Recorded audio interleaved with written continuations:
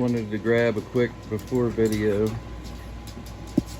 This thing actually does end up running, but my son got this for a project. And here it is. It's pretty beat up.